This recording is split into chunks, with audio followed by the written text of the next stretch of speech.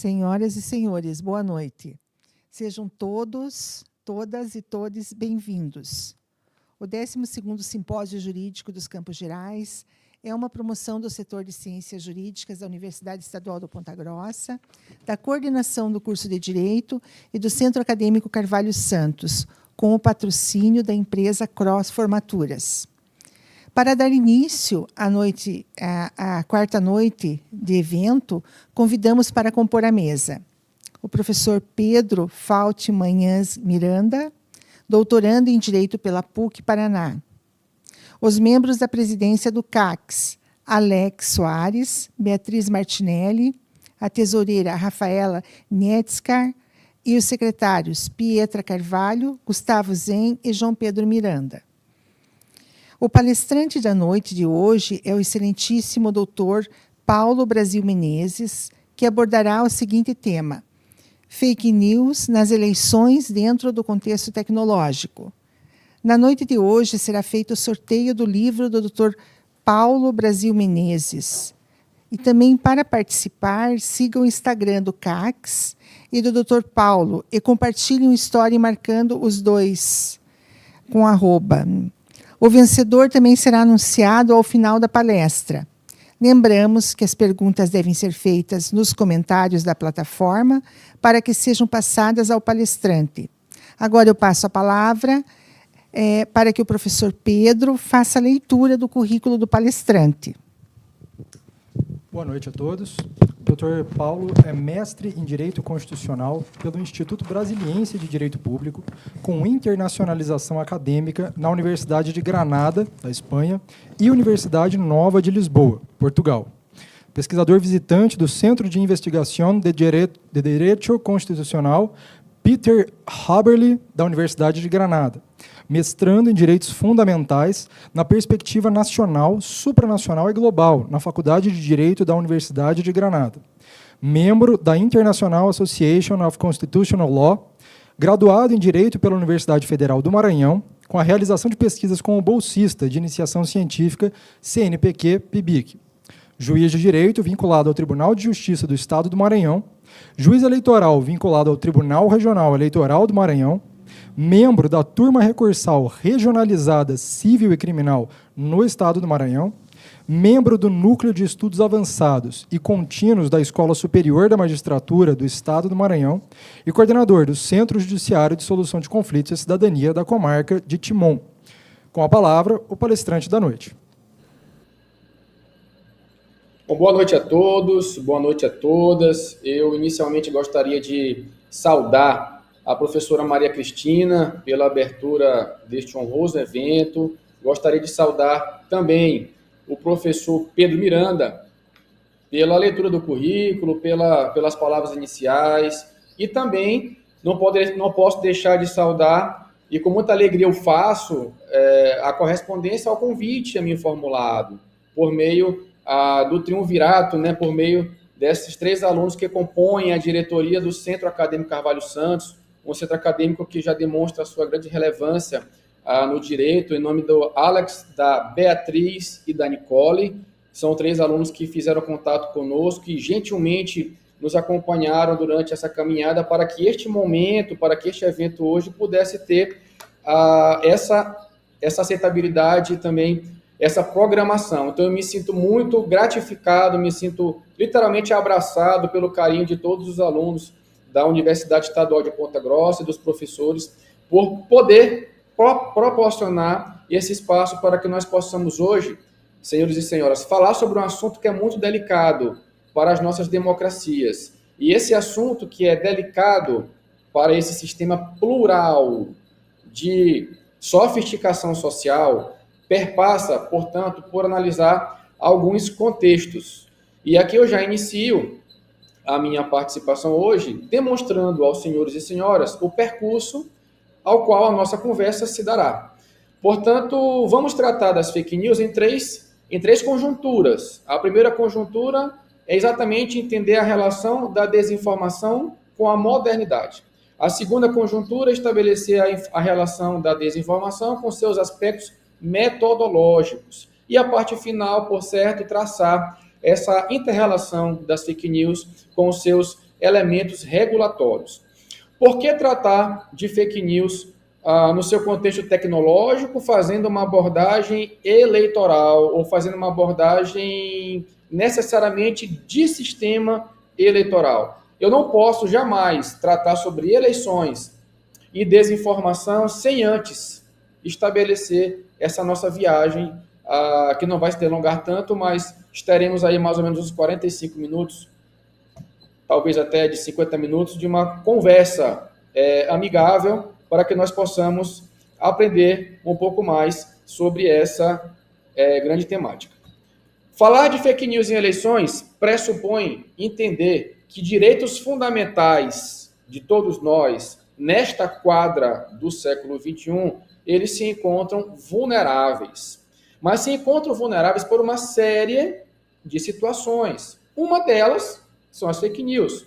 Mas por que falar com tanta veemência sobre fake news ou sobre o fenômeno da desinformação, se as fake news não são novidade para as nossas democracias?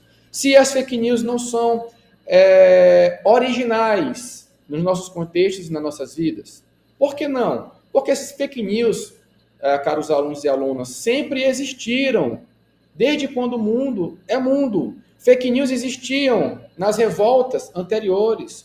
Grandes batalhas foram conquistadas porque mentiras foram proliferadas para que determinados grupos adotassem uma estratégia quando, no fundo, a estratégia oposta era a principal. Fake news são adotadas há muito tempo em jogos e esportes, quando, por vezes, times tentam enganar um time oposto sobre uma tática, sobre uma estratégia. Fake news são faladas, às vezes, no nosso contexto familiar, desde quando criança. Nós crescemos escutando algumas fake news que nós vamos tratar mais na frente.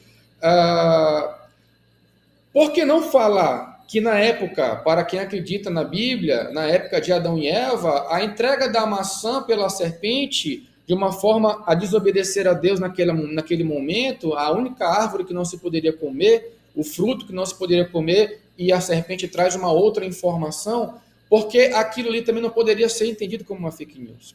Mas por que tanto estardalhaço em pleno século XXI?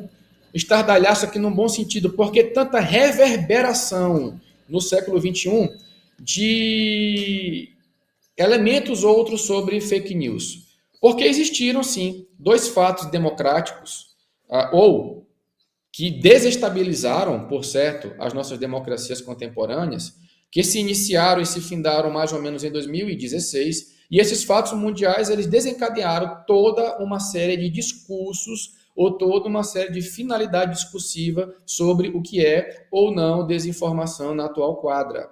E esses dois momentos, essas duas ocasiões foram, sem dúvida, a eleição de Donald Trump à presidência americana e o Brexit, a eventual, na época, saída da Grã-Bretanha da União Europeia. Esses dois momentos foram repletos de fake news e certamente desestabilizaram determinadas pessoas, desestabilizaram instituições. Claro, nesta época, e vamos ver daqui a pouco, existe e existiu um uso massivo de robôs, e existiu um uso veemente de artificialização da informação por meio de algoritmos.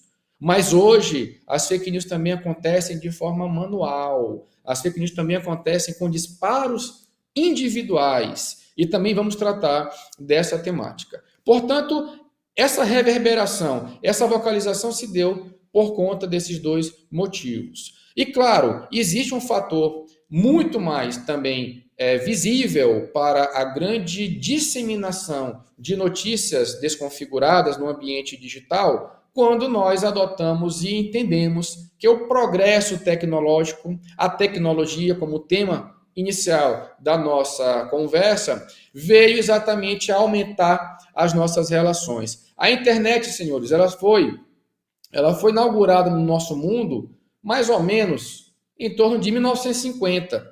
Nós estamos falando aí, portanto, na transição do primeiro para o segundo período do século XX. Não temos nem 100 anos ainda de internet. Mas a internet foi um fator que trouxe muitas vantagens. Inegavelmente é um grande avanço para a humanidade. Mas como tudo tem os dois lados, também traz um lado negativo. Mas esse lado negativo não é bem a internet em si que traz. Talvez seja o ser humano no trato com a internet que proporciona um lado negativo. E com a internet, com esse progresso tecnológico, também advindo de um fator globalizatório, e aqui a globalização eu queria convidá-los a entender não como uma semântica banal, não como um significado banalizante que possa ou responde todas as coisas, não é isso, mas eu preciso comunicar que a globalização aqui, por enquanto, um sentido não é somente econômico, mas uma globalização política, uma globalização jurídica, porque a globalização trouxe um aparato tecnológico vultoso, a globalização estreitou as fronteiras. Hoje, os estados nacionais eles não têm mais elementos fronteiriços. Vocês podem perceber facilmente que muitas cortes estão analisando julgamentos de outras cortes também, cortes constitucionais dos Estados Unidos, as COTUS, que é a Suprema Corte, conhecida lá como a Corte Constitucional Alemã, são as mais citadas pelo Supremo Tribunal Federal. E também temos o diálogo supranacional com a Corte Interamericana de Direitos Humanos, a Corte IDH. O primeiro eu chamo de diálogo judicial internacional em sentido restrito, que é somente entre corte constitucional. E o segundo eu chamo de diálogo judicial internacional em sentido amplo. Eles estão falados num outro livro que eu tenho, que é sobre diálogos judiciais. Mas veja que o tribunal, a corte, o juiz, ele já olha para a situação vizinha, já olha para um contexto outro, porque às vezes o seu problema interno não tem solução, não tem lei que regulamente, não tem um direcionamento, e as fake news, elas são um grande exemplo. Nós não temos lei ainda sobre fake news. Então, além das cortes, nós temos também a globalização política. Veja que grupos de consenso na Turquia, na Guatemala, no Japão, podem adentrar ou podem fazer emergir notícias fraudulentas na democracia do Brasil, do Chile, da Venezuela.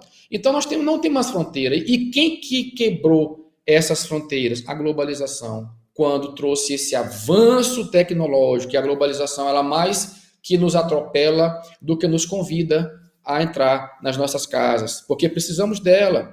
E aqui já vai uma primeira dica para quem gosta do assunto, estudar o que se chama trilema político da economia mundial, e eu chamo o professor Danny Hodrick, que ele trata exatamente desse trilema. E esse trilema trata de quê? A globalização, ela, inevitavelmente, ela faz frente com a soberania de um Estado nacional e com a participação cidadã, que é o lado doméstico de uma nação. Quando você dá um aparato maior para a globalização, você automaticamente cede um pouco da sua soberania e da sua participação social.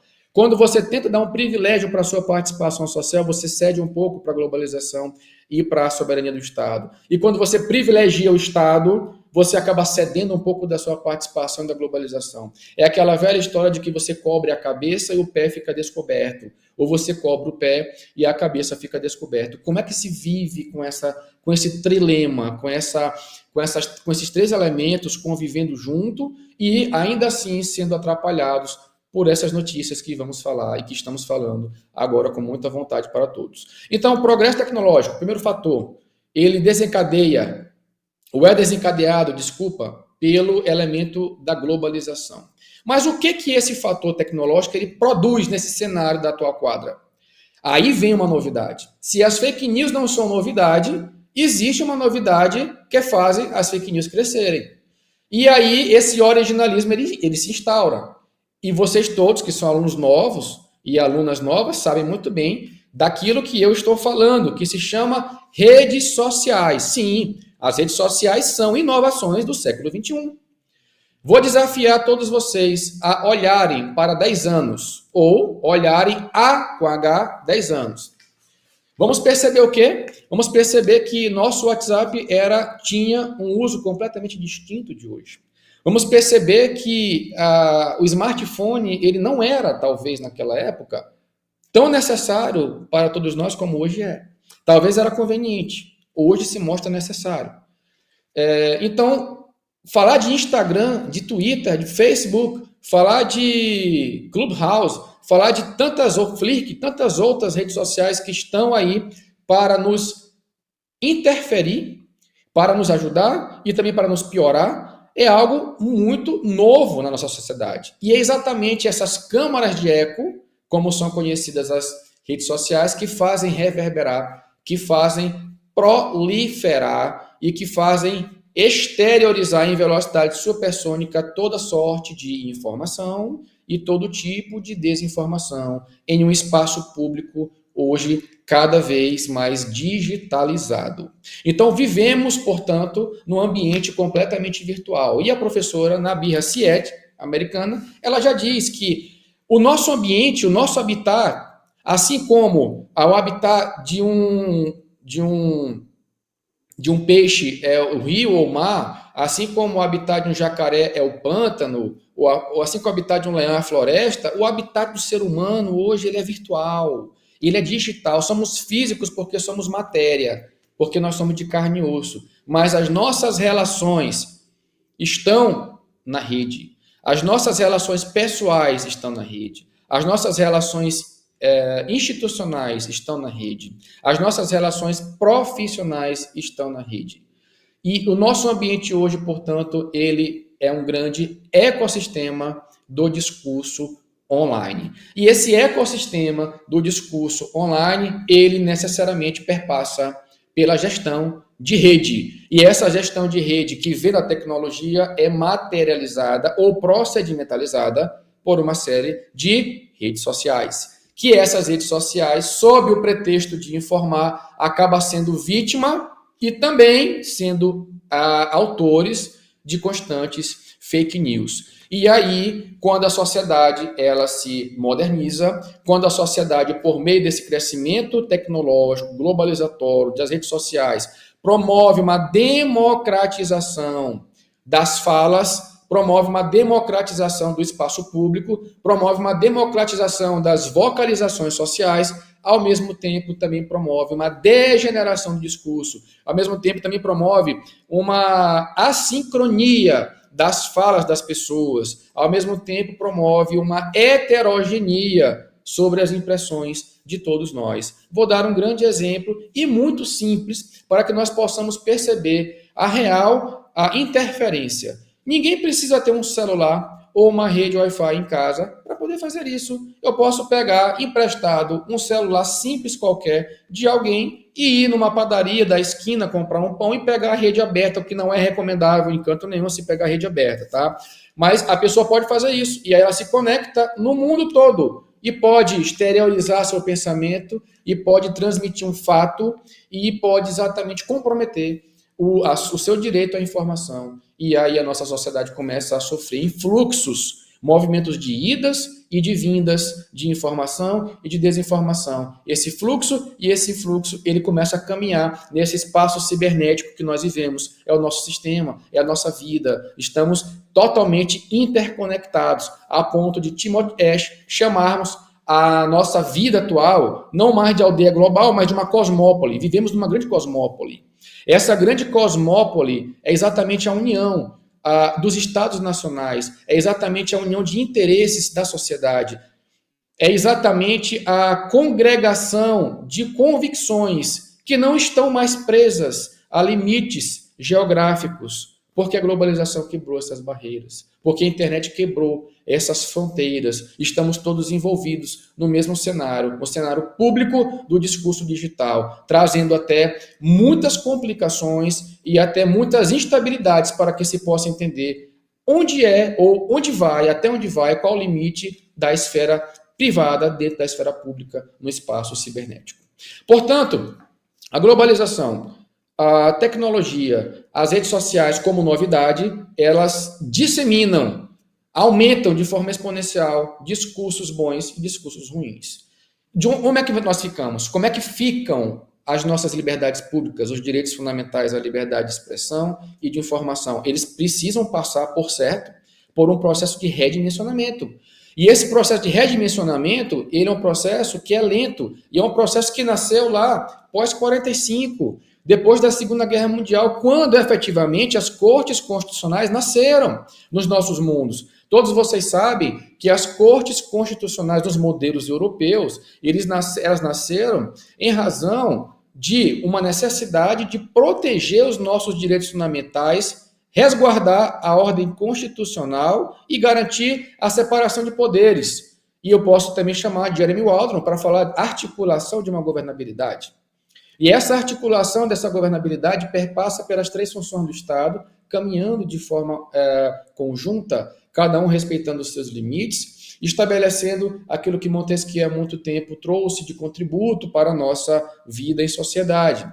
E eu quero também fazer uma observação que o Supremo Tribunal Federal ele não é uma corte constitucional nos padrões europeus. O Supremo Tribunal Federal ele é uma Suprema Corte que congrega uma função tripartite, uma função híbrida, heterogênea e, por demais, elevada. Primeiro, ele é corte constitucional, sim, quando atua em prol dos nossos direitos fundamentais, em prol da ordem constitucional. Segundo, ele é o órgão máximo revisor de recursos, certo? E terceiro, às vezes ele é corte originária de processos criminais de autoridades, elas que têm autoridades em polo passivo com foro privilegiado.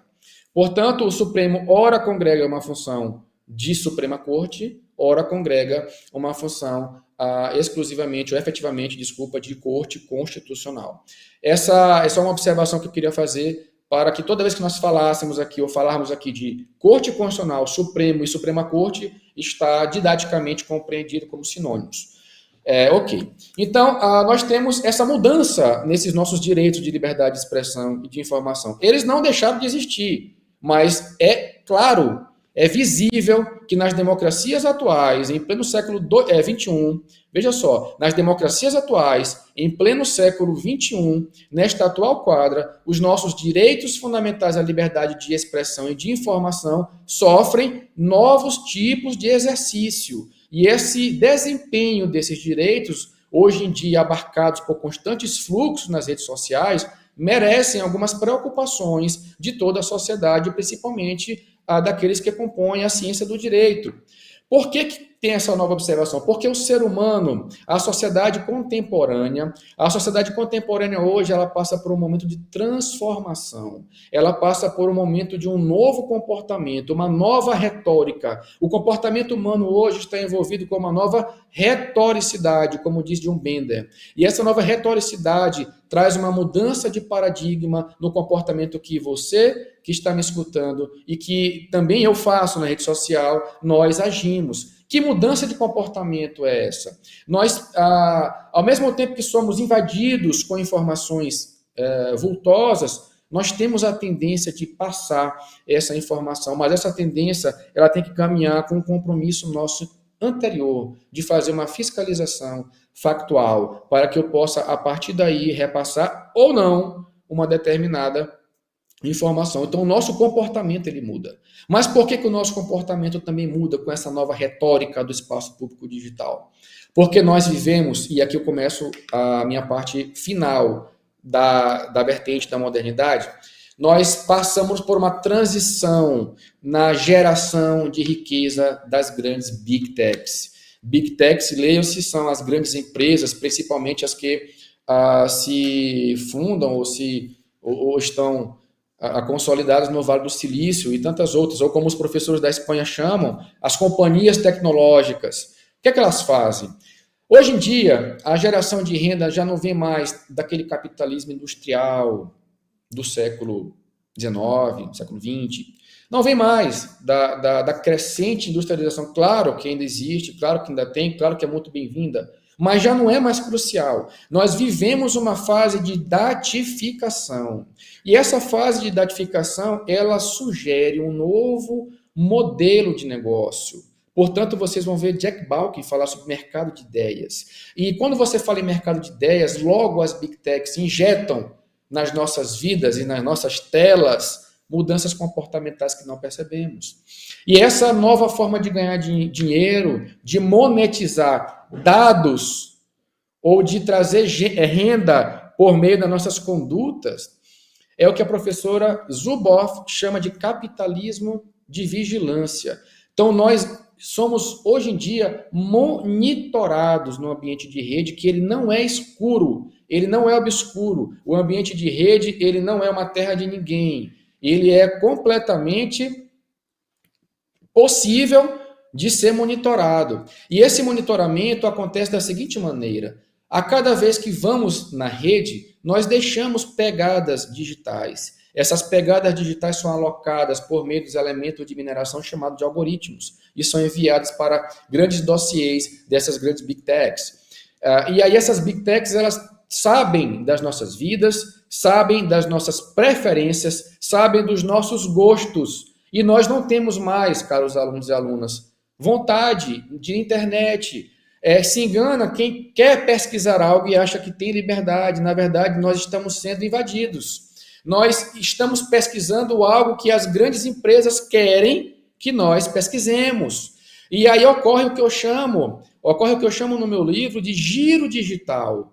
Quando nós estamos achando que estamos tendo liberdade no ambiente de rede para pesquisar o que queremos, o que desejamos, estamos sim cada vez mais aprisionados naquilo que as grandes empresas querem que nós vejamos no ambiente de rede. Só que isso acontece de uma forma subliminar, muitas vezes. Isso acontece de uma forma gradual, paulatina, que nós não conseguimos perceber a olho nu. E aí vamos sendo controlados por essas empresas e vamos ficando cada vez mais vulneráveis. Se nós, que somos os componentes desse xadrez, estamos ficando vulneráveis, o próprio palco do xadrez, que é o grande espaço público digital, começa a ficar numa zona nebulosa entre liberdade de expressão e liberdade de informação, ocasionada principalmente por conta das fake news. Como as fake news operam no capitalismo de vigilância?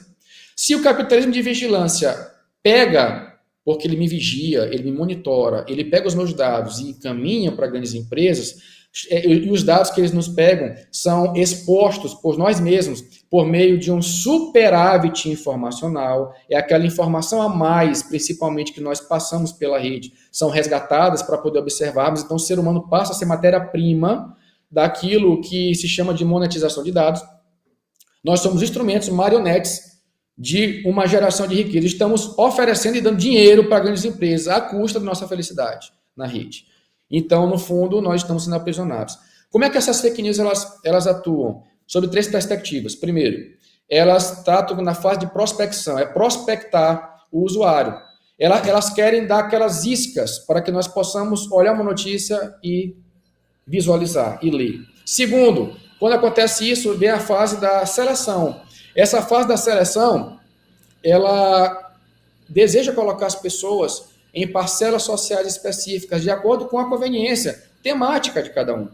Quem torce para o São Paulo Futebol Clube e quer ir para a Europa e quer comprar uma Mercedes, começa a ficar invadido na rede por situações, camisa do São Paulo, passagens aéreas para a Europa e várias concessionárias vendendo Mercedes. Ao mesmo tempo, tem aquela empresa oposta que quer te afastar disso. Aí coloca a camisa do Palmeiras, certo? Viaja para os Estados Unidos e site de BMW. E você fica sendo alocado, cada um de acordo com as suas preferências. Vão sendo formadas as bolhas de filtro, as parcelas sociais, as ilhas que todos nós vivemos. E eu vivo uma ilha dessa, você também, todos nós vivemos isso, certo? E vem a terceira fase, depois que acontecem essas ilhas. É a fase da extorsão, é a fase da extração desses dados para que eles sejam magnetizados nesses dossiês e depois eles retornem para os nossos ambientes, mas já com as propostas que eles querem que nós vejamos. E aí a gente vai entrando nesse vício, nesse círculo vicioso, que é nada mais, nada menos que esse giro digital. E no fim das contas, achando que a gente está fazendo uma grande coisa, quando na verdade nós estamos sendo marionetes das grandes empresas. Pois bem, passada esse nosso primeiro cenário de entender as fake news nesse contexto da modernidade, é que nós possamos agora entender qual é o recorte teórico das fake news. Porque muito se fala de fake news, e vamos chegar lá, nos aspectos da eleição, mas não tem por que eu falar sobre fake news e eleição sem eu dizer o que é uma fake news, sem eu sugerir, claro, não é só uma proposta metodológica, não é uma intenção de fechar o tema, longe de mim isso, quem sou eu para isso? Mas eu não posso deixar de estabelecer algumas características, algumas concepções, algumas finalidades, para que nós possamos ter um recorte teórico, fazer um raio-x dessa desinformação. E aí sim teremos mais propriedade para poder entender algumas facetas da sua regulação, principalmente de uma resolução do TSE, que falarei mais tarde. Vamos lá. As fake news possuem várias concepções. Concepções simples, qualificadas, sistêmicas, finalísticas ou teleológicas e a ideológica. Eu vou me ater principalmente na ideológica, porque é a que mais impera nas nossas vidas. E aqui não é particularidade, caros alunos, de líderes políticos. Não. Não é a particularidade de políticos e de candidatos, mas também de líderes religiosos, dos alunos do centro acadêmico, dos alunos da Universidade de Ponta Grossa, dos juízes, dos advogados, de empresários, de todas as classes, pessoal.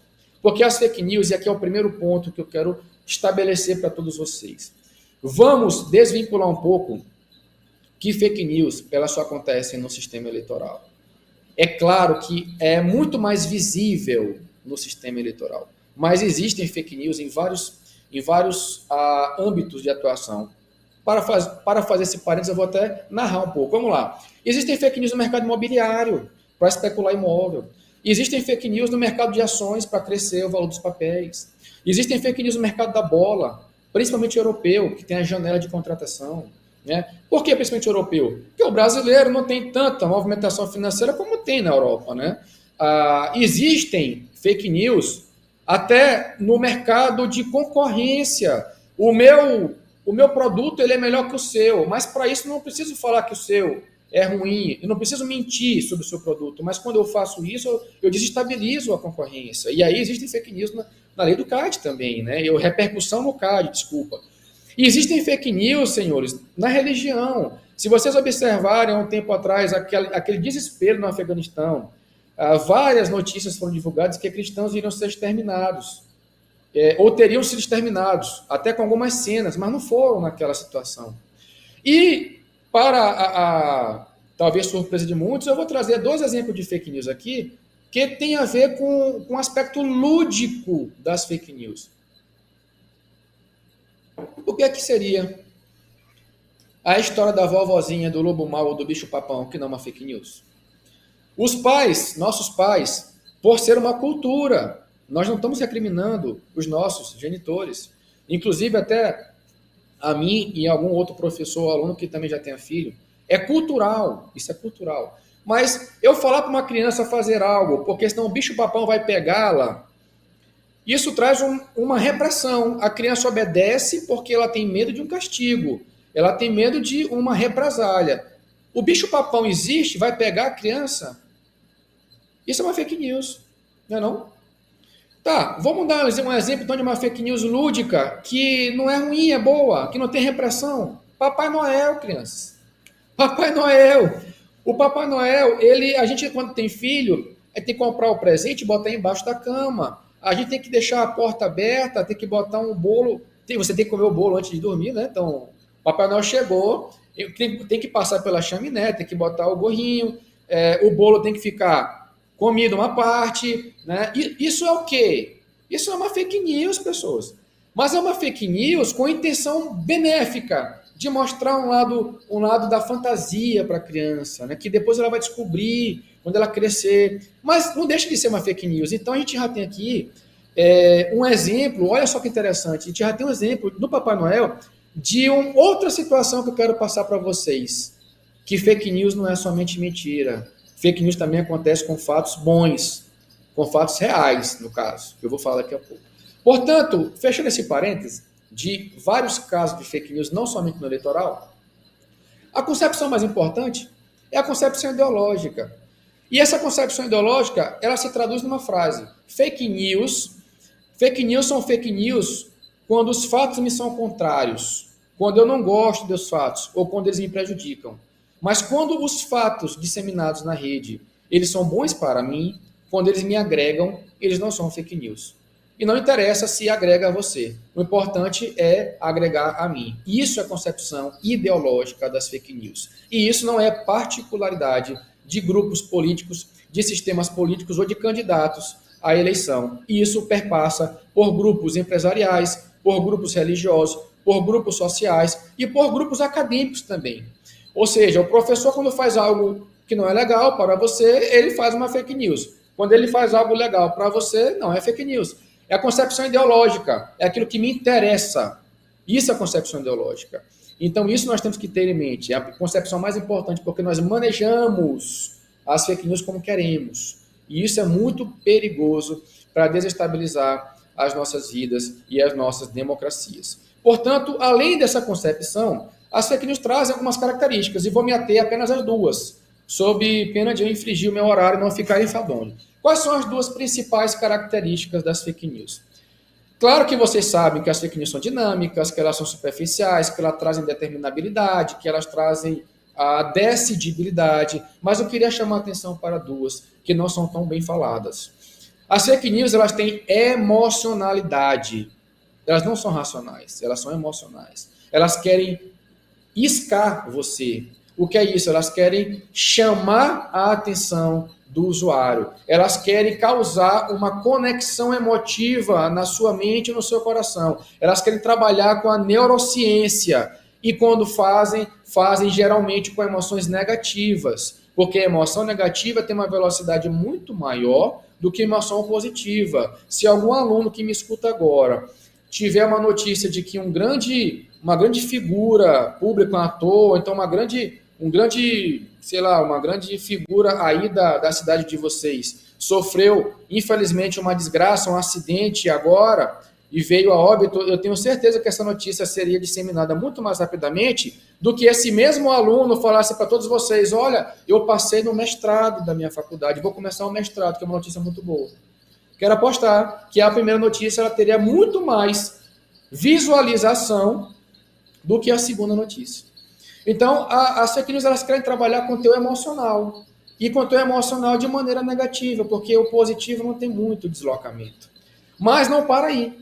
Porque não adianta só trabalhar com o emocional, porque a emocionalidade só faz me atrair para eu ler a notícia. Abram o site de preferência de vocês, o site jornalístico. Quando você abre, está cheio de notícia. Inevitavelmente, uma vai chamar a sua atenção. O título lhe chamou a atenção, ele já traz uma emoção negativa. Quando você começa a ler, ele traz outra emoção negativa. Ele está te atraindo. Só que, para você continuar lendo aquela notícia, as fake news elas precisam de algo mais. Elas precisam de empatia. Então, elas têm que ter empaticidade. Porque enquanto a emoção ela te conecta, ela te atrai, a empatia ela continua te deixando conectada. Ela faz com que você queira ler mais a notícia. E se você ler mais a notícia, e se você tiver o convencimento, o que é que vai acontecer? Você vai repassar essa notícia mundo afora. E aqui vem o perigo dos disparos individuais. Você passa para o grupo da família, que só tem 10 pessoas. Aí você passa para o grupo da faculdade, que já tem 50.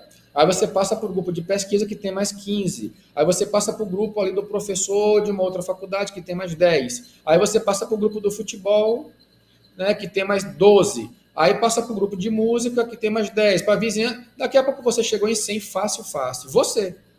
Mas e os seus amigos que receberam? Vão chegar a quantos? Eu faço um desafio, eu não sei quantas pessoas estão me assistindo. Vamos imaginar, só que tenho 20, tá? 20 pessoas me assistindo. Se cada um de vocês tiverem, ou se fossem digital influencers, se vocês fossem influenciadores digitais, e se vocês tivessem 1 milhão de seguidores cada um, um influenciador digital hoje tem 1 milhão fácil. Vamos lá. Quem não é influenciador digital? Ivete Sangalo. Ivete Sangalo é uma cantora, é uma artista, mas ela também influencia digitalmente. Vai lá dar uma olhada. Quantos seguidores ela não tem no Instagram? Se não me engano, dá mais de 30 milhões. Não sei ao certo. É bom que alguém fosse olhar aí.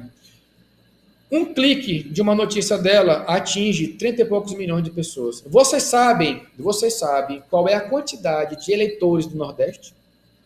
39 milhões aproximadamente. Então, um clique de uma pessoa do gabarito da Ivete Sangalo pode chegar a conhecimento da mesma quantidade de eleitores do Nordeste todo, certo? Que dá ali, arredondando para mais, quase que 1/3 do eleitorado nacional. E aí, influencia ou não influencia? Isso é disparo em massa? Não. Porque disparo em massa pressupõe o uso de robô. Isso é um disparo individual. É uma ação individual, certo? Então, tome cuidado com disparos individuais. Não subestimem grupo de WhatsApp. Você sabe onde começa, mas você não sabe onde termina. E se é que termina? Será que termina? Eis a questão. Então, gente, vocês têm que ter em mente que as fake news nos emocionam e nos causam empatia, para que tenham esse espalhamento na mídia digital, no nosso ecossistema do discurso online, que, como vimos, não tem mais barreira, certo? Depois que nós vimos essas características, então nós podemos entender o que seria, então, uma fake news, ou o que seria o fenômeno das fake news, ou o que seriam fake news. Fake news é plural, certo? Eu queria já entrar, então, aqui na segunda situação que eu queria que vocês soubessem. Primeiro fake news não é somente no eleitoral, certo? Primeiro ponto. E o segundo ponto que eu falei, fake news não é somente mentiras. Então, a partir de hoje, quando alguém for perguntar para você, vem cá, o que é uma fake news? Vocês não me falem mais se fake news é uma mentira.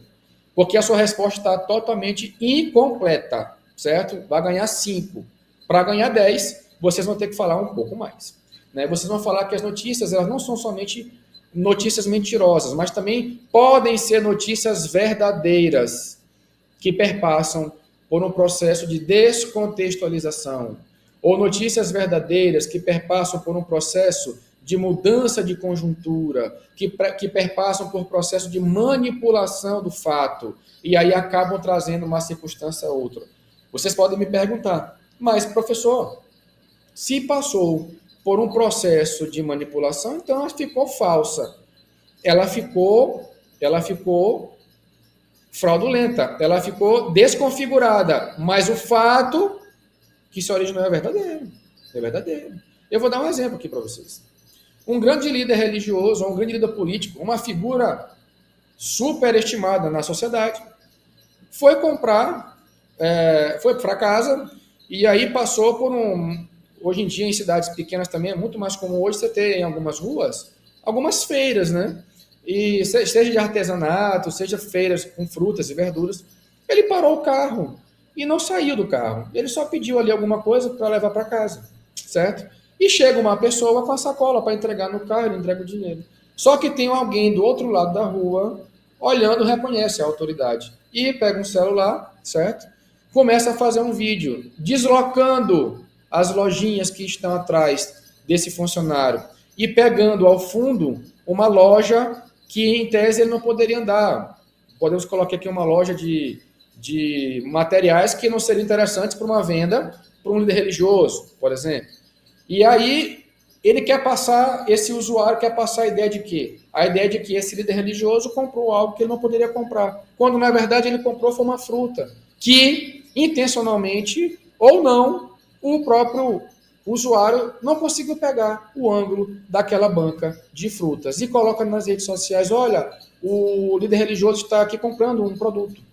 E aí começam a vir várias interpretações e principalmente começa a vir uma série de situação desconfigurando a situação, o fato, colocando esse líder religioso numa situação muito complicada. Né? Mas o fato foi mentiroso? Não foi mentiroso. O fato foi verdadeiro, o fato existiu. Só que mudou o contexto, teve uma manipulação naquilo que se queria mostrar. Mas o fato aconteceu. Então, eu já posso falar para vocês aqui com um termo que é muito falado, e isso vem do professor Técio Sampaio Ferraz Júnior, é notícias fraudulentas. Mas as notícias fraudulentas, ela também traz uma ideia muito assim de fraude, claro. Traz uma ideia de algo ruim, de mentira. E eu queria desvencilhá-los desse lado ruim de mentira e levar para o lado que não é um lado bom, mas é um lado que não é mentira. Ou seja, que é um lado verdadeiro. Por isso que eu sugiro, é apenas com muita humildade, que eu proponho uma nomenclatura que é notícias desconfiguradas. Porque as fake news, elas desconfiguram as pessoas, elas desconfiguram as minhas relações pessoais, elas desconfiguram instituições, o STF está de prova disso, desconfiguram institutos, o voto ele é desconfigurado hoje em dia com muitas fake news, e desconfiguram até objetos. As urnas eletrônicas que materializam o sufrágio universal estão sendo aí à torta e à direita desconfiguradas de uma hora para outra, depois de mais de 20 anos de urna eletrônica que nasceram em 1996, de uma hora para outra, as urnas eletrônicas elas não são democráticas, elas têm possibilidade de fraude. Nunca se comprovou uma fraude. Mas agora, todos os políticos que são eleitos hoje foram por ela eleitos. Mas hoje a urna eletrônica ela pode ter fraude. Me explique como é que isso é possível. Será se é fake news? É evidente. É evidente. Enquanto não se tiver uma comprovação de fraude, é evidente que é fake news. Então, até a urna, coitada, ela não consegue ser imune a essas notícias que desconfiguram esses institutos. E muitas vezes, essa desconfiguração espacial, ela não vem só com mentira. Ela vem também com base em fatos verdadeiros. Portanto, eu acho que é mais relevante, mais interessante tratar de notícias desconfiguradas do que fraudulentas. Portanto, quando eu perguntarei a vocês, Beatriz, Nicole, Alex, o que são fake news? Não, fake news são notícias desconfiguradas, porque elas podem ser notícias mentirosas, mas podem também ser notícias que se originaram com base em fatos verdadeiros e que depois passaram por um processo de manipulação ou descontextualização. Aí você ganha nota 10 na prova. E aí, para entender essa situação, podemos já adentrar em algumas classificações. As fake news elas são feitas com base em fatos mentirosos, com base em fatos reais. Existem fake news que se utilizam da tecnologia, da informação, aliás, uma leitura de máquina chamada de deepfake, né? Que são o uso de uma tecnologia profunda, em que você é uma autoridade, no caso até o Barack Obama já foi vítima disso, você pega a figura da pessoa, pega o tom de voz da pessoa, mas a fala é outra coisa completamente distinta da que ele está falando. E também tem a shallow fake, que já é um vídeo caseiro que você mesmo fez e manipulou, utilizou uma tecnologia simples. E existem fake news eletivas, fake news de urgência, né? Porque existem aquelas fake news que querem trazer o efeito imediato. Já existem fake news que querem trazer o efeito paulatino, é uma ação controlada, né? E existem fake news também comissivas, existem fake news omissivas também, quando eu tenho o dever de informar e eu me calo, né? Eu silencio. E quando eu faço algo que não era para fazer e minto, ou então eu transponho uma verdade descontextualizada, seriam as fake news comissivas. E existe também toda aquela nomenclatura dos professores pesquisadores internacionais do que é disinformation, misinformation, malinformation, né? A disinformation é aquela intenção de desinformar, a misinformation é aquela notícia que você passa sem intenção de desinformar, e a malinformation são notícias reais, que se passa sem o devido cuidado, sem a devida checagem. Mas, para mim, especificamente, o fake news engloba as três etapas. Porque eu não posso dizer para os senhores que só seria, porque existe a maioria da doutrina entende assim, mas eu não. A maioria entende assim, só seriam fake news se essas notícias têm a intenção de serem fake news, ou seja, só disinformation.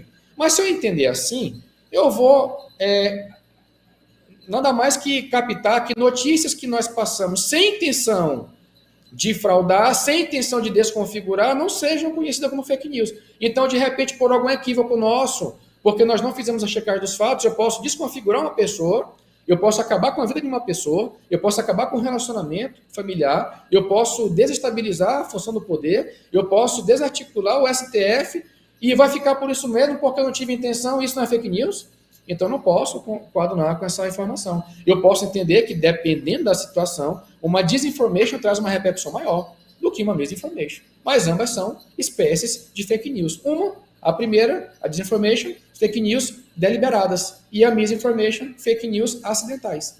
Então, existem outros tipos de fake news que eu vou passar adiante, sob pena de não cumprir o meu horário. E quais são as finalidades das fake news? Elas desarticulam a função do Estado. Elas querem trazer superficialidade no seu raciocínio, portanto, elas querem regular a sua vida. Você, hoje em dia, lê uma folha de alguma coisa que está na internet e você acha que sabe mais do que o pós-doutor que estuda o assunto há 10 anos. Aí você vai para uma festa de aniversário ou vai para a rodinha de amigos depois da aula da faculdade, né, da Universidade de Ponta Grossa, e aí você começa a ter uma discussão no bom sentido, começa a fazer um embate discursivo de verdades transitórias. E aí, quando você começa a falar, você quer ganhar a discussão. Você quer ser o último a falar. E você quer ter razão e o outro não. Só que você quer fazer com base no que você leu de uma folha e quer discutir com o seu colega que leu o livro todo. E aí você quer ganhar essa discussão. Você quer fazer o que se chama de virtuosismo moral. E aí você quer fazer também isso, às vezes, no grupo de WhatsApp. Né? Você está ali com alguns pontos de vista e você quer ser o último a falar. Mas porque você fez isso com base numa notícia pequena. E você acha que tem o conhecimento da situação como um todo. e quando não é verdade. Porque as fake news elas querem exatamente isso, superficializar a sua vida. Também tem várias outras finalidades, de estabelecer consenso de paradigma, consensos políticos, de estabelecer cyberpopulismos, de estabelecer a consolidação do aparato tecnológico das redes sociais e por aí fora. E aqui eu termino, portanto, a nossa segunda parte, que é exatamente esse recorte metodológico.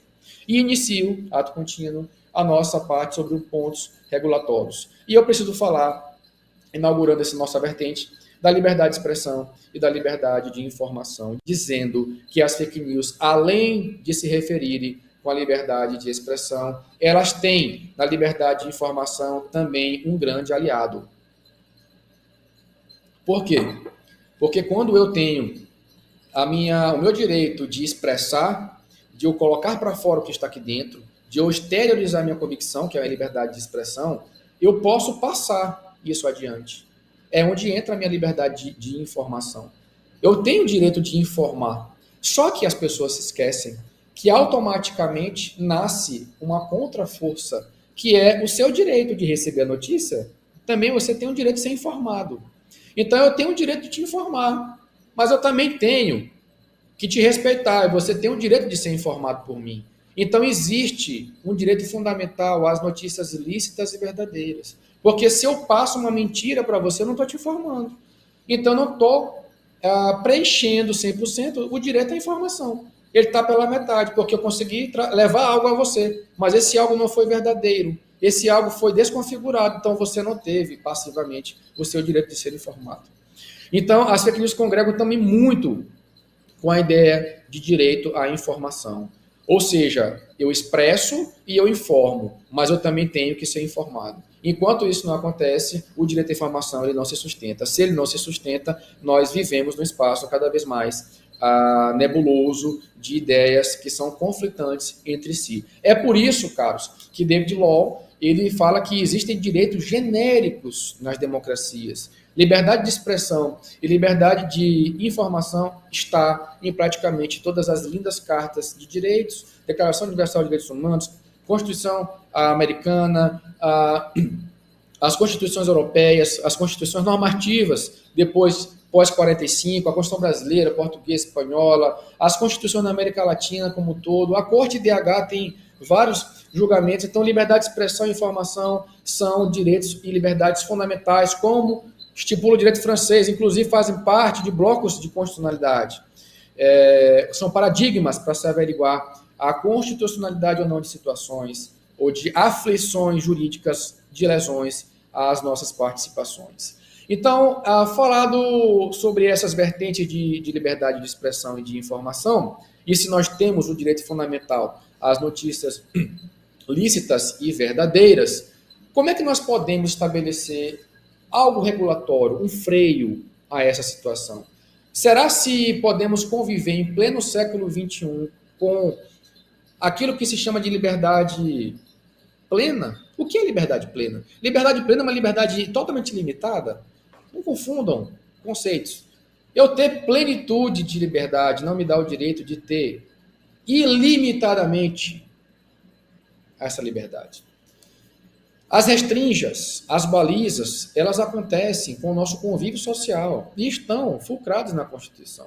A nossa liberdade ela não é 100%. A gente tem sim limites para a nossa liberdade. Eu não posso falar aqui o que eu quero. Eu não posso simplesmente noticiar qualquer fato que eu quero. Eu preciso respeitar o meu parceiro social que está atrás da tela. E essa limitação dessa liberdade, ela vai trazer um primeiro ponto regulatório. Até que ponto nós podemos falar, até que ponto nós podemos noticiar nas redes sociais? É possível, em pleno século XXI, não termos uma accountability do espaço público digital?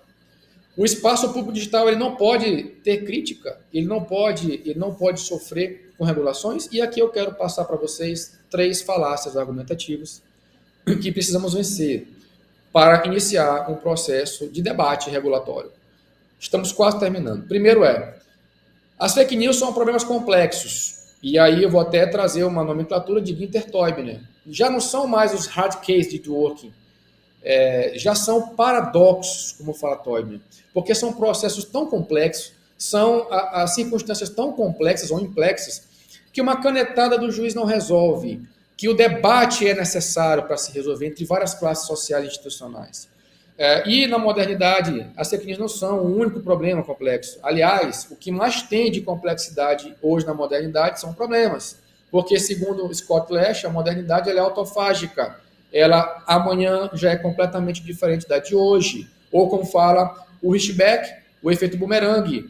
A tecnologia que nos move, ela vai, mas daqui a pouco ela vem. E quando ela vem, a conta é cara. A conta é muito cara para a nossa democracia. Então, o que acontece? Problemas complexos não podem ser regulados. Primeira falácia. Por que não podem? Se fosse assim, o direito ele só resolveria casos fáceis, ou seja, os easy case. Será ser assim? Claro que não. Se fosse assim, o Congresso não teria debate parlamentar para poder estabelecer uma regulação de uma lei, como estabeleceu, por exemplo, da proteção de dados. Então, veja, a complexidade não afasta. A complexidade de um problema não afasta o dever da autoridade pública parlamentar de produzir uma lei, não afasta o dever da autoridade executiva de estabelecer políticas públicas relacionadas a essas matérias, e muito menos afasta o dever funcional de juízes estabelecer proteções a direitos fundamentais em casos desses portes. Ou seja, as fake news são complexas, mas existe possibilidade de regulamentação. O que não pode, o que é impossível é regular tudo de fake news. Aí eu concordo, né? E por óbvio é impossível. Mas estabelecer um princípio regulatório, sim, é possível. E a Alemanha já começou a fazer. A Alemanha fez com a lei a NetzG, não sei como pronuncia bem, mas é NetzG, IG no final, que é a abreviação do nome completo. 2017, salvo engano, essa lei foi produzida na Alemanha, com moderação de conteúdo e demais sanções às grandes big techs. Pois bem, segunda falácia argumentativa. Se eu regulamentar uma fake news, eu vou estabelecer censura. Quem foi que disse isso? A censura se estabelece quando eu previamente tiro a tua oportunidade de falar e de passar um fato. Mas quando eu regulamento esse teu direito, isso não traz censura. Né? Agora, até onde vai essa nossa liberdade de expressão? Até onde vai a liberdade de expressão, onde entra fake news, isso é um problema crucial. A nossa pesquisa, que não está nesse livro tão claramente nessa parte, se desenvolverá aí talvez em próximos trabalhos, né? Porque não é fácil estabelecer isso, estamos em constante construção. Ninguém conseguiu, do ponto de vista legislativo ainda, do ponto de vista legal, estabelecer esse conceito, porque isso é muito difícil de se estabelecer. Mas ideias, premissas, sim, são possíveis de estabelecer. Terceiro ponto, falacioso. Problemas são complexos, né? Então não pode ter regulamentação. As fake news, vamos estabelecer se regulamentação houver censura. E o terceiro,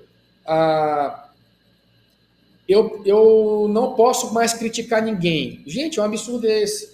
O problema é que as pessoas confundem crítica com agressão. Não existe liberdade de agressão. Não existe direito à agressão. Existe direito à crítica racional. Existe direito à liberdade racional.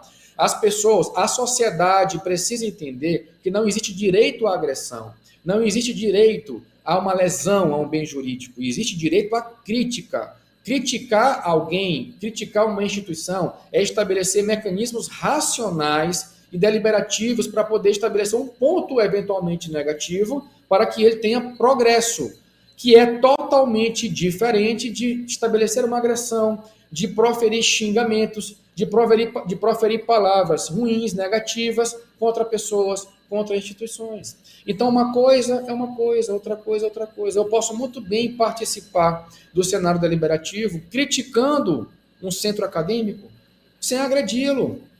É plenamente possível, e é isso que nós precisamos fazer.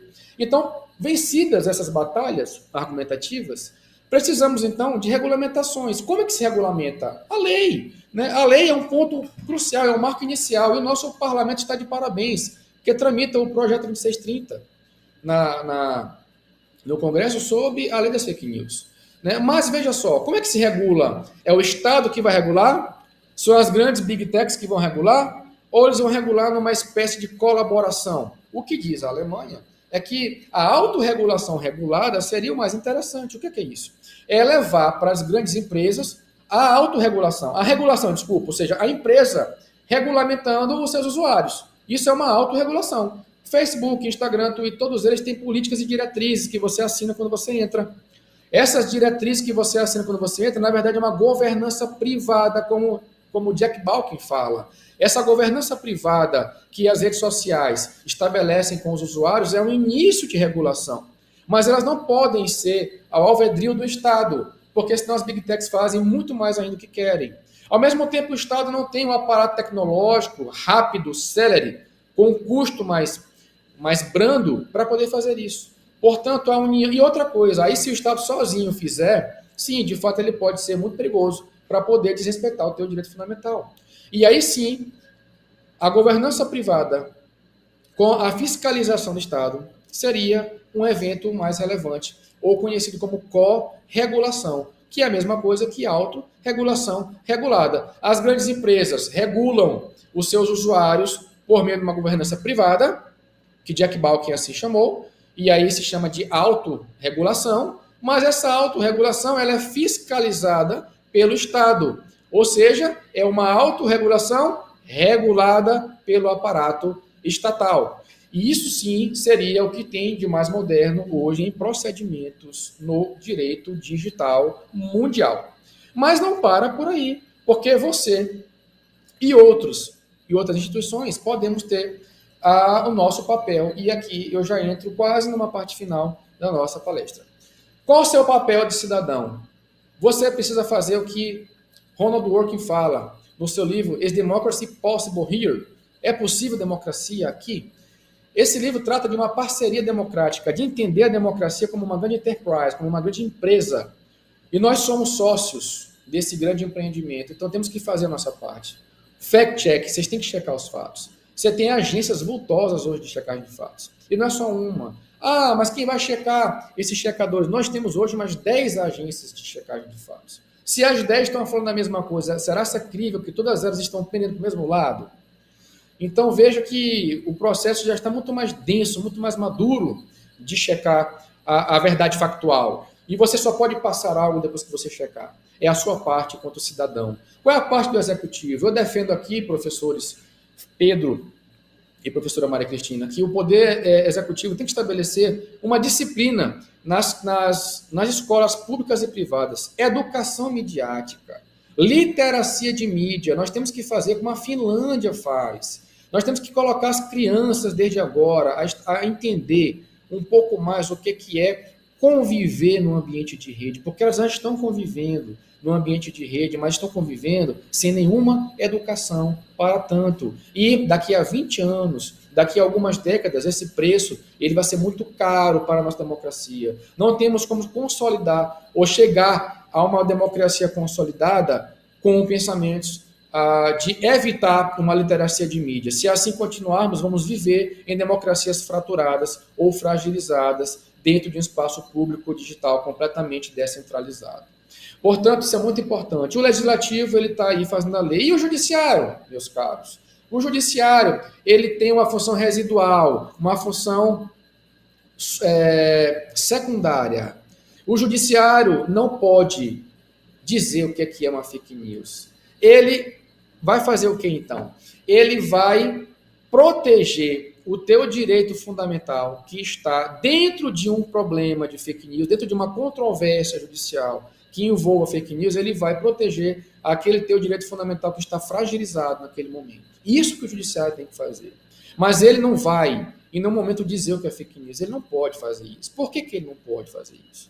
Porque ele precisa respeitar o debate parlamentar. Porque ele precisa respeitar a liberdade do parlamento de fazer esse debate. Porque senão ele vai usurpar da função legislativa e vai, de uma forma não democrática, estabelecer uma ideia regulatória do que é fake news. E o Poder Judiciário ele é contra-majoritário, ele não é eleito pelo povo. E ele, assim, não é eleito pelo povo para proteger os direitos do povo. Aí é que eu já entro no nosso aspecto eleitoral. Por que esse fake news, então, traz essas balbúrdias para o processo eleitoral? Porque, como eu falei, se você fizer o resgate sintético da nossa palestra, porque o ambiente tecnológico impôs as redes sociais para desestabilizar o prélio eleitoral. Segundo, porque as fake news elas não são somente mentiras. Se você assim entender, você certamente vai deixar fluir no sistema eleitoral várias notícias verdadeiras, mas descontextualizadas, como se fossem íntegras, e não são. Porque vocês talvez não se aperceberam que a emoção bate à sua porta, e as notícias vêm como cordeiro, não como lobo, elas causam um acolhimento em você, porque elas são empáticas. E se você assim não percebe, você deixaria passar uma série de fake news do debate democrático. Porque, além disso, você vai entender que as fake news é o que desagrada um grupo político. E quando não desagrada um outro grupo político, ela não seria fake news, ou seja, é a concepção ideológica das fake news. E quando você passa um fato para alguém que é fraudulento ou que é desconfigurado, você não atinge o direito fundamental, a liberdade de informação 100% estabelecida. E você já causa uma ranhura a essas liberdades públicas e todo o espaço deliberativo das ideias e das nossas democracias. E se você não tiver o que se chama de consenso paradigmático, como eu também trato no livro, você vai ser um causador de fake news. Você vai ser uma pessoa que vai ser instrumento das fake news e não agentes. Se as fake news mudam o nosso comportamento, precisamos mudar o nosso comportamento para fazer frente às fake news.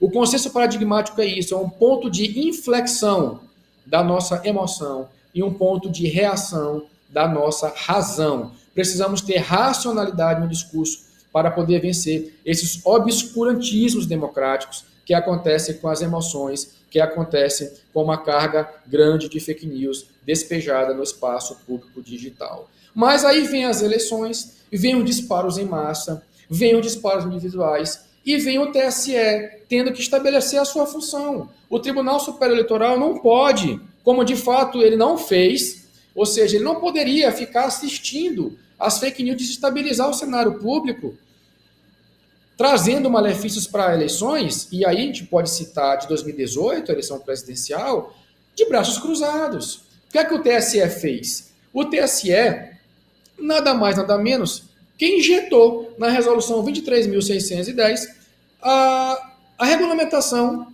sobre propaganda eleitoral dentro da tecnologia, dentro das redes sociais. Só que nesse artigo, ele trouxe avanços, mas ao mesmo tempo traz alguns debates que podem desencadear alguns retrocessos argumentativos. Porque ele diz o seguinte, primeiro, a regulamentação da propaganda eleitoral ela vai acontecer com a menor influência do debate democrático para poder evitar a censura. Perfeito. O TSE andou muito bem nessa parte. Depois ele vem dizer o seguinte, mas a proibição da propaganda está por disparos em massa, está por disparos robotizados, certo? E aí nasce um problema. Quer dizer, já é uma grande ajuda você identificar por meio dos algoritmos, aí tem que trabalhar os algoritmos ao nosso favor, e as grandes empresas também conseguem fazer isso, já estão fazendo isso, então perfis robotizados, os bots, estão sendo retirados também, já pela própria autorregulação, né, regulada pelo Estado, para poder ajudar na sociedade. Mas veja, é uma grande ajuda para o sistema democrático. Mas e os disparos individuais? Eles permanecem. Então vamos lá, voltando para o exemplo. O WhatsApp ele já limitou, né, até 3 vezes o encaminhamento. Mas eu posso, agora, se eu quiser, eu posso pegar 250 números de celular e criar um meu grupo. Isso é muito fácil, pegar no interior, numa capital, com os diretórios de partido, com os fiscais de partido, é muito fácil. E aí eu pego os 250 números e eu crio o meu grupo de WhatsApp. Se 10 fiscais de partidos ou pessoas pagas para isso fizeram seus próprios grupos, chegamos aqui facilmente em 2.500 eleitores, certo? E aí basta eu dar uma informação, eu não preciso nem repassar para 3, eu só boto uma informação no WhatsApp e eu atingo 250.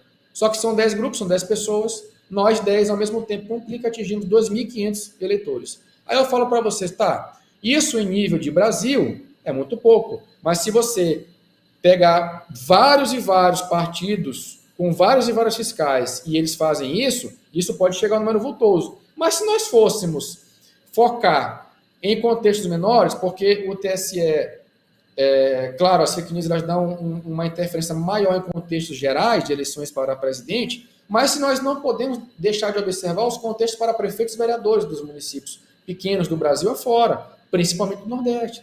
2.500 votos decide a eleição para prefeito, decide muito eleição para vereador. Então, veja que o disparo individual pode ser feito, porque o TSE não proibiu. E aí eu pergunto a vocês, ele deveria proibir? Será? Será se a proibição do disparo individual não seria de fato censura? Será se eu poderia estabelecer uma regulação? Não, eu não posso individualizar esse disparo. Talvez sim, talvez não. Qual seria a zona limítrofe para a gente poder estabelecer? Não, se eu estabelecer uma restringe aqui, eu vou entrar por demais. Queridos, é uma resolução apenas, um ato administrativo de uma corte não eleita. Esse debate tem que estar no Congresso. Andou bem o TSE aí nesse ponto. O debate tem que estar no Congresso. E lá sim que é um poder originário para isso, que vai estabelecer não uma resolução, ele vai estabelecer uma lei abstrata, geral, para todos nós. Ali sim esse debate tem que ser estabelecido. E eu quero desafiar todos aqui, já entrando na minha parte final, na minha explanação, já agradecendo a paciência de todos. Eu quero desafiar vocês a lerem a resolução 23.610 do TSE toda agora de noite e me contar depois lá no Instagram, manda um direct. Onde é que você encontrou o nome fake news nela? Tá? Eu vou ficar esperando vocês me falarem isso. Porque vocês não vão encontrar. E aí é outro momento que o TSE andou muito bem. O TSE não falou fake news. Ele utilizou um sinônimo. Ele falou, salvo engano, na fidedignidade de uma informação verossímil, algo nesse termo.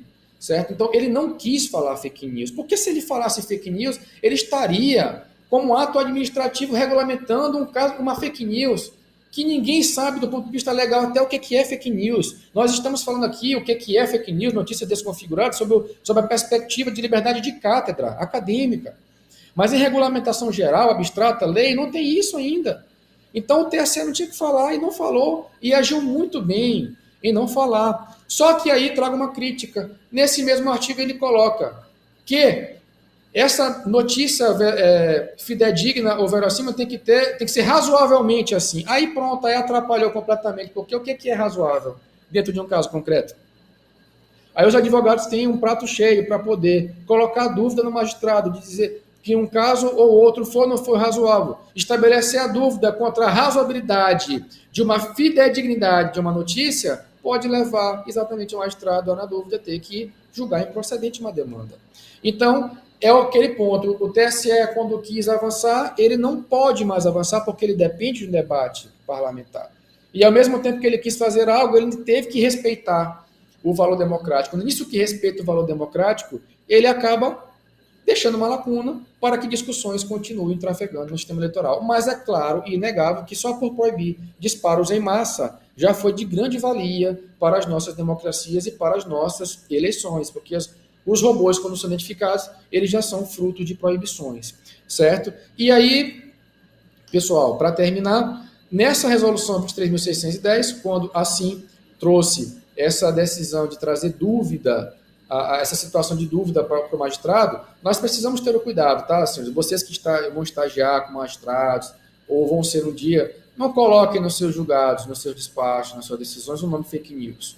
Fale outra coisa, mas não fale fake news. Fale fato que não é verossímil, fale notícia que pode se desconfigurar, mas não fale o nome fake news. O nome fake news pesa numa decisão, e o juiz não é que vai dizer o que é fake news. Quem tem que dizer o que é fake news é o parlamento, né? E aí existe toda uma situação de debate democrático que iniciou com o parlamentar, o então senador, então não, ele é atual senador, o Alessandro Vieira. Ele aprovou, teve a aprovação desse projeto no Senado, que agora está na Câmara para debate, e aí nós temos algumas dúvidas se de fato vai sair em 2022 essa legislação. 2022 é um ano de eleição, portanto, não sabemos se até onde vai ter essa interferência. Portanto, senhores e senhoras, ao final dessa nossa intervenção, que já dura aqui 1h10, eu queria chamar a atenção para esses cuidados. Fake news não são somente no campo da eleição e não são somente notícias desconfiguradas. E para falar de fake news em sistema eleitoral, para falar de fake news em eleições, para falar de fake news pela resolução do TSE, eu precisaria ter que falar sobre fake news e modernidade, fake news e aspectos metodológicos, e fake news e aspectos regulatórios. Eu gostaria de agradecer mais uma vez aos professores Maria Cristina, Pedro, Miranda e aos alunos Alex, Beatriz e Nicole e a tantos outros alunos e alunas que pacientemente me escutaram nessa noite de quinta-feira. Para mim sempre é um prazer poder contribuir, sempre é um prazer poder estar. E eu digo mais, inicia-se aqui uma parceria entre a minha pessoa, entre o Paulo Brasil Menezes e a Universidade Estadual de Ponta Grossa e o Centro Acadêmico Carvalho Santos, que tão gentilmente me fez o convite e me deu essa oportunidade de trazer alguns contributos para as nossas reflexões. Boa noite, muito obrigado. Muito obrigada, doutor Paulo. Realmente foi um prazer ouvi-lo, né?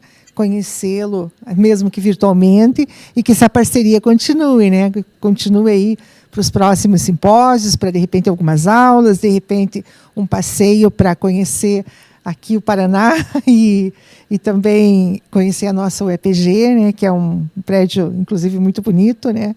Fisicamente falando. Enfim, mas eu só quero corrigir uma fake news que o senhor coloca ali de 20 pessoas assistindo. Naquele momento, tinha 276 pessoas, né? Eu coloquei aproximadamente, só para poder facilitar o cálculo. Né? Porque se eu fosse 270, para estabelecer, fica muito complicado. 20 facilita o cálculo na hora. Tá certo. E manteve essa média até agora, o final, né? Oi? Estão nessa média até agora, que eles estão me falando. Então, o pessoal estava interessado mesmo, né? Porque o tema realmente diz respeito ao nosso cotidiano, né? Familiar, de amizade, de trabalho, né? De cidadania. Infelizmente, é algo que a gente tem que aprender, como o senhor falou mesmo, né? Nós temos que aprender, as crianças têm que aprender e os pais têm que aprender para conseguir educar os seus, né, suas crianças, os professores também conseguirem passar isso. Mas, enfim, com relação às perguntas, né, nós recebemos aqui algumas perguntas, e a primeira é da Maísa Merret Rebonato. Ela, né, cumprimenta o professor, diz que foi uma excelente palestra, e pergunta se o doutor acha que seria possível reverter a situação em que vivemos, reverter esse mar de fake news e diminuir ou melhorar esses controles das redes sobre nós? Se sim, quais seriam os primeiros passos para isso? Né? Ela já mandou no meio da palestra, acho que o senhor acabou comentando, né, agora no final, mas pode ter sim mais alguns comentários a respeito, por gentileza. Não, sim, claro. Pergunta excelente, essa pergunta sempre é pertinente, né? Porque é importante falar e refalar sobre essa situação, sobre essa premissa. Tem jeito?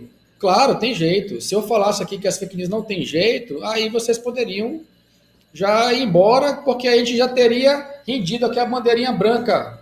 Desistir. Jamais podemos desistir da proteção dos nossos direitos. O que acontece hoje é que eles estão passando por um processo de redimensionamento.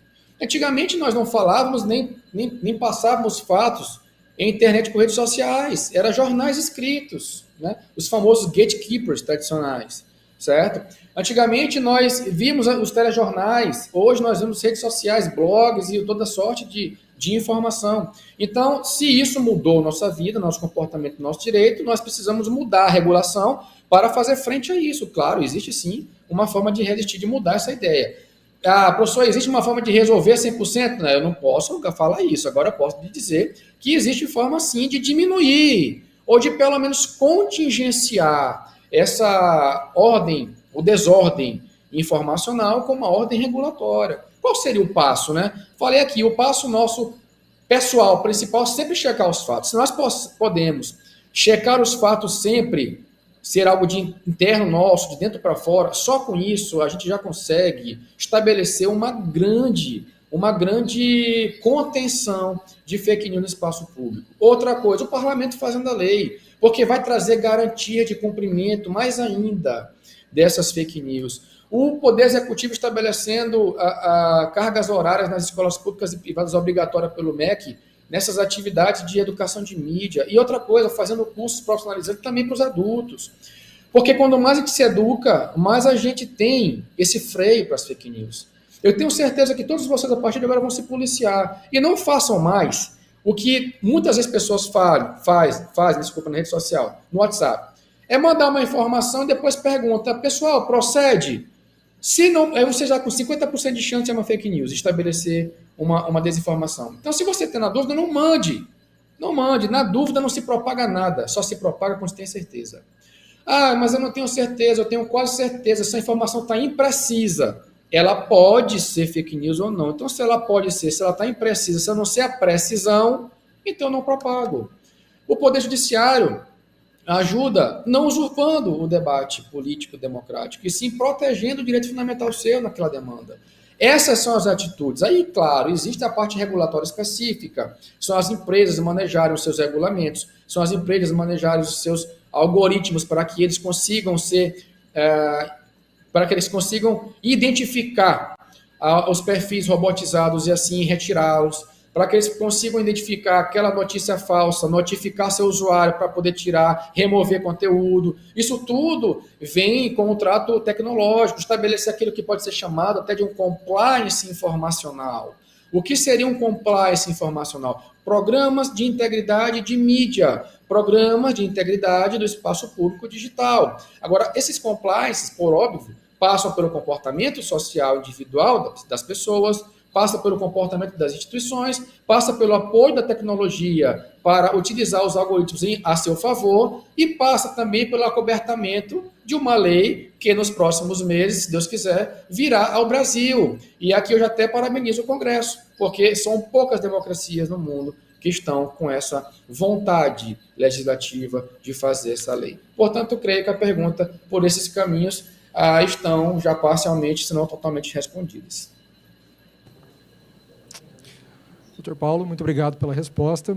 Vamos a uma segunda pergunta aqui, interessante, do Daniel Weinert. Desculpa se pronunciei o nome equivocadamente.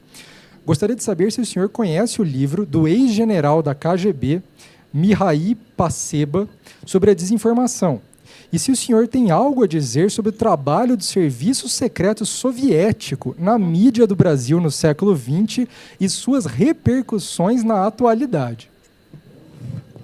Olha, a pergunta, eu ainda vou lhe dizer mais, essa pergunta ela me vem mais como uma proposta de leitura, né? É quando o professor aprende com a pergunta do aluno. Muito boa a sua consideração. Não conheço o livro. Se você tiver para me presentear, né? Só me mandar. Brincadeira, vou atrás do livro sim, eu vou depois pegar a gravação, se depois as pessoas puderem me mandar um direct para poder eu anotar com mais calma. Vou atrás, o que abunda o nosso conhecimento para poder exatamente ser citado no meu livro é uma grande contribuição do aluno, muito obrigado. Mas eu posso estabelecer algum tipo de comentário. Não vou falar sobre o livro porque eu não li, mas é claro que alguma filigrana desse tipo de situação, guerrilha soviética no passado, no século XX, traz contribuições para cá. Ora, se John Goebbels, na época de Hitler, falava que a reiteração de uma mentira, ou uma mentira dita 1000 vezes, passaria a ser verdade, aconteceu essa presunção de veracidade, que é muito relativa, por que táticas de guerra, por que táticas inovadoras da União Soviética, e mais dos Estados Unidos, e mais da China, ou de outro Estado nacional qualquer, não podem repercutir nas nossas vidas atuais? Eu não sei se o colega aluno viu, mas a China, se não me engano, a China, ela já tem míssil hipersônico que sai da nossa atmosfera e dá a volta na nossa Terra. Isso é algo inimaginável há tempos atrás. Como é que a gente poderia imaginar que um míssil poderia sair para dar a volta em prol da Terra? Isso será se não tem uma repercussão também na guerra da desinformação hoje? Será se a desinformação não ocultou muito tempo? Será se esses mísseis já não tinham muito tempo? As armas biológicas que existem hoje, que nós não sabemos, será se há muito tempo não estão sendo aí colocadas no mundo? E o coronavírus, ele veio de onde? Ele veio artificialmente de laboratório ou ele veio naturalmente de algum animal? São notícias que precisamos obter respostas, mas muitas delas a gente não tem por conta do segredo de Estado, por conta da estratégia bélica do Estado, por conta da estratégia biológica de um Estado. E aí a gente vai caminhar no universo que, por óbvio, enquanto desagregam essas notícias, em outro momento ela traz perspectivas. Perspectiva de que nós estamos vivendo em maus momentos também e que nós precisamos buscar forças para combater. Eu vou ler esse livro e, de repente, nós podemos conversar com mais calma numa outra oportunidade. Mas muito obrigado pela sua sugestão. Então, a Milena Novaes Tax pergunta se no caso das fake news que partem de autoridades com foro, como combater? Eu já emendo com uma com vontade já de citar nomes até, mas não vamos fazer em respeito, né? Eu acho que é a pergunta que a Milena quer que o senhor tenha algum comentário. A Milena, ela faz uma pergunta que ela bota todo mundo numa situação logo de uma fogueira, né? Mas, graças a Deus que o direito, ele também sabe conviver com a fogueira. Isso é que é importante. E a liberdade de cátedra, ela nos garante a possibilidade de aprendermos juntos situação desse porte. Vamos lá, pergunta interessante, que vou responder sobre 2 focos. Primeiro, já que estamos falando de fogueira, sobre 2 focos. Primeiro, dos que não têm foro privilegiado. E segundo, dos que têm foro privilegiado.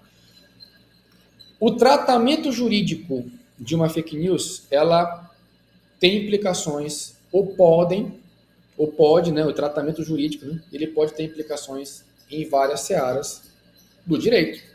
Se eu trabalho com a fake news dentro da parte empresarial, levando uma notícia desconfigurada de um produto que não é meu, eu posso estabelecer um problema de concorrência. A lei do CAD vai ser aplicada. Se eu coloco o professor Pedro numa vergonha agora em público, ele pode manejar uma ação civil contra mim pedindo indenização por dano moral, caso a moral dele seja abalada. Se eu, que aqui como professor não tenho foro privilegiado, e já começo a responder a pergunta da aluna, eu falo que a professora Maria Cristina fez algo de uma forma que eu a caluneio a sua situação, eu faço uma calúnia, faço uma difamação contra a reputação dela, ou eu faço uma forma de outra lesão a um bem jurídico similar, eu posso incidir num crime do Código Penal. Se esse crime ele tiver uma finalidade eleitoral, ele vai ser deslocado lá por um crime eleitoral do Código Eleitoral. Outro parênteses, Código Eleitoral, que diga-se de passagem, já vai ter um 6º Código Eleitoral. Nós já estamos num debate acalorado agora no Senado, daqui a pouco vai vir um novo Código Eleitoral, que foi de iniciativa da deputada Margarete Coelho, que é do Piauí. Ou seja, atitudes de fake news ou situações que comportam fake news podem ser ilícitos civis, ilícitos concorrenciais. Se for um caso de servidor público, na sua função pública pode ser um ilícito administrativo e pode configurar um ilícito penal. E aí, se eu, que não sou autoridade, fiz algo para a professora Maria Cristina, e aí eu infringi no tipo penal, se for de iniciativa privada, a professora Maria Cristina vai nascer o direito à pretensão de ir até o judiciário requerer uma sanção criminal contra mim, certo? O fato existiu e ele, porque atingiu uma lesão ao bem jurídico, ele se transformou num ilícito penal. Se eu tiver um foro privilegiado, a pessoa que se sentiu ameaçada ou a pessoa que se sentiu lesada no seu bem jurídico pode requerer, manejar no judiciário competente a ação privada contra isso. Mas se o bem jurídico for de uma outra sorte, que a ação tem que ser pública, aí você vai ter que dar ou a representação para o Ministério Público, ou se for incondicionada, vai ter que dar notícia crimes para o parquê, para que ele inicie, então, uma ação penal. Mas não fica desacobertado, não fica. Agora, existem fake news, e aqui sim se torna mais difícil a gente falar, mas existem fake news que não incidem em crimes. Não incidem em crimes, existem, né? Mas aí certamente vai incidir na tua moral. E se incidir na tua moral, vem o ilícito civil. E aí você pode manejar uma ação indenizatória. Portanto, dependendo do que vai influenciar o seu bem jurídico, você tem os elementos cabíveis. Não existe crime de fake news. Isso é importante que se diga. Não existe crime de fake news. Existem crimes que são ocasionados, existem tipos penais que são preenchidos, e existem bens jurídicos que são lesionados dentro de uma atitude elaborada de uma fake news. Quando assim interferir, aí o direito penal vai ser chamado. Quando assim não interferir, aí outro princípio de direito vai ser chamado, dependendo de qual janela tenha a interferência. Muito obrigado. Obrigado novamente, doutor, pela resposta.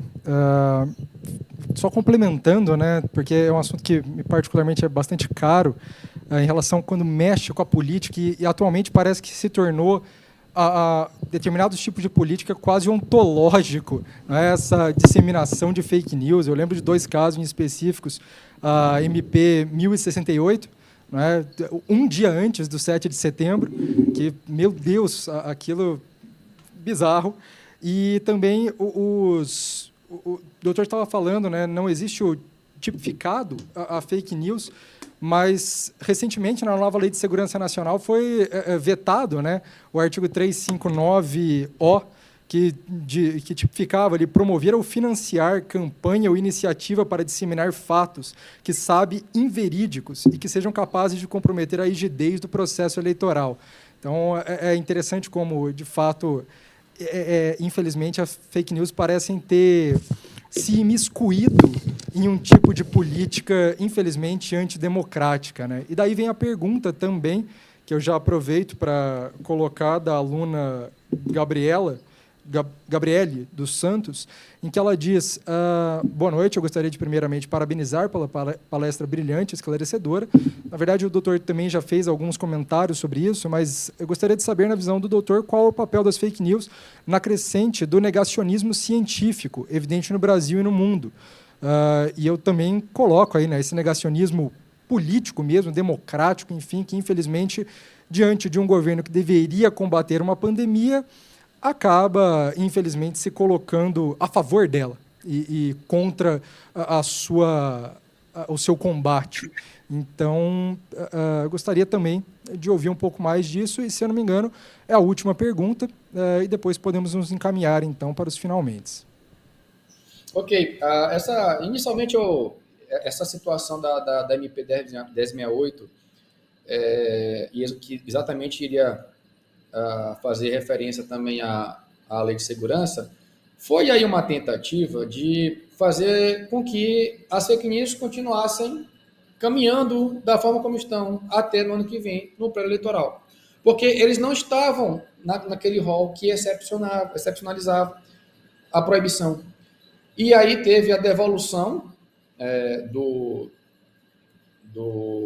da medida provisória para o presidente, pelo presidente do Congresso, e também teve a decisão da ministra Rosa Weber declarando a inconstitucionalidade por decisão monocrática, né? Então, e aí se estabilizou a situação e tem que passar por um debate parlamentar para depois viabilizar ou não essa circunstância. Isso é um exemplo, como o próprio professor Pedro falou, da repercussão que as fake news atingem no sistema eleitoral. Porque hoje elas estão aparentemente incontroláveis, mas não é bem assim. O TSE, na gestão do ministro Barroso, estabeleceu vários convênios com as fake news, e com as agências de checagem, e essas fake news, muitas delas contingenciadas nesse pleito que passou, que foi um pleito mais regional. Mas agora também tem um outro detalhe. Se engana quem acha que as fake news de 2022 vão ser rigorosamente iguais às de 2018, porque não vão ser. Então, elas têm uma metamorfose, elas mudam, mas aí é por isso que também o direito regulatório, o Estado, tem que também ajustar e tem que fazer um caminho mais efetivo para poder ter uma contingência maior.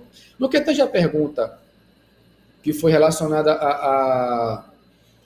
ao mecanismo até me esqueci agora, professor Pedro, foi a pergunta efetiva da aluna. Em relação ao negacionismo científico? Essa é uma finalidade das fake news. É a finalidade regulatória, porque as fake news elas querem desconstituir as bases científicas. Elas querem desconstituir os ensinamentos que vocês estão conseguindo agora ter. Vocês são acadêmicos de graduação, mas o professor Pedro, ele é acadêmico de pós-graduação em estricto sensu, de doutorado. Então, o que vai acontecer? O professor Pedro, ele tem graduação, ele tem mestrado e está quase daqui a pouco tendo doutorado. As fake news querem desconstituir essa vida acadêmica dele toda. E eles querem desconstituir a que vocês estão tendo, porque eles querem dizer para vocês que vocês precisam ler só uma folha que está ali na internet de uma pessoa que ninguém sabe quem é que escreveu, só porque escreveu de uma forma bonita e, de certa forma, com um princípio relevante de mensagem, e fazer com que vocês fiquem longe da pesquisa, longe dos livros, longe da ciência. e querem que vocês e eu, todo mundo, a sociedade, estabeleça uma regulação. Mas por que assim é? Porque se a gente se aprofunda no fato, no conhecimento, na notícia, a fake news vai ser descoberta. E aí a gente não tem como repassar. Então, por isso que ela é superficial, ela é rápida, ela é dinâmica, porque a gente tem que ler rapidamente, entender, achar que sabe e repassar. É por isso que o espaço público ele é tão rápido, tão volátil, a modernidade sempre fugaz, andando muito rápido uma atrás da outra. Agora, se a gente tivesse tempo para ler com calma, se aprofundar, a gente ia verificar que o fato não era verdadeiro. E essas aqui não querem isso, elas querem regular a nossa vida. A pergunta da colega aluna, na verdade, é uma afirmação do que é uma finalidade regulatória das fake news. Ok, doutor, muitíssimo obrigado. Eu vou para os finalmente aqui, mas logo depois devolvo a palavra ao doutor, se quiser fazer alguma finalização. Em nome da direção do setor de Ciências Jurídicas da UEPG, da coordenação do curso de Direito do Centro Acadêmico Carvalho Santos, agradeço ao Dr. Paulo Brasil Menezes pelos conhecimentos transmitidos, na certeza de que serão valiosos para todos os presentes. Além disso, agradecemos ainda à professora doutora Maria Cristina Rausch Baranowski, chefe do Departamento de Direito Processual, que aceitou fazer a apresentação dessa noite. Então, devolvo a palavra ao professor, se quiser, ao doutor, se quiser fazer alguma finalização. E eu tenho depois, somente um parênteses, depois eu anuncio a ganhadora do sorteio e dou os últimos avisos aqui sobre o simpósio. Pronto, bom, primeiramente era exatamente fazer essa recordação de que eu estou disponibilizando um livro, né, para sorteio e já teve uma ganhadora e certamente vai ser me comunicado o nome. E essa ganhadora, quando souber, pode mandar no meu direct o endereço, né, eu vou autografar e sairá daqui da região Nordeste em direção à região Sul com o maior carinho. Segundo, eu encaminhei um livro para o próprio Centro Acadêmico Carvalho Santos, meus 2 livros, tanto o livro de fake news, que aqui está, como o livro de diálogo judicial, é um livro mais denso, está também encaminhado para o Centro Acadêmico Carvalho Santos, autografado para o Centro Acadêmico, né, que eu acho muito relevante, e já parabenizo agora a todos os 3 que fazem parte da diretoria, Alex, Beatriz e Nicole, parabenizo os professores também, parabenizo a universidade por ter um centro acadêmico relevante. Bom, é daí que nasce a pesquisa que vai fazer diferença daqui a pouco no Brasil. É daí que vai nascer aquela mente que vai trazer um contributo relevante para que tudo que nós estamos discutindo hoje seja um caso de sucesso no futuro. É na faculdade que nós fazemos as teorias, é no ensino que nós fazemos a diferença. Então, eu fico muito feliz pelo convite a mim formulado pela Beatriz inicialmente e por todos que compõem o centro e a faculdade para que eu esteja. Eu aprendi muito com todos vocês e estou sempre disposto a aprender, estar nessa caminhada com esses alunos queridos e queridas. Então, fica aqui o meu muito obrigado, agradecendo mais uma vez pela paciência de poder ter me escutado esse tempo todo numa noite de quinta-feira. Saudações a todos. Quem quiser falar comigo, pode mandar um e-mail, paulobrasilmenezes@gmail.com, pode mandar um direct. Quem quiser ter uma opinião, quem quiser ter um acompanhamento, quem quiser ter dúvida. O nosso interesse sempre é propagar o ensino para que nós possamos um dia fazer o nosso Brasil uma democracia mais consolidada. Muito obrigado. Perfeito, doutor. Agradeço em nome de toda a universidade. A palestra foi brilhante. E a ganhadora do sorteio, a aluna Maria Eduarda Barbosa Lucas. Ok? Então, o pessoal depois entra em contato com ela.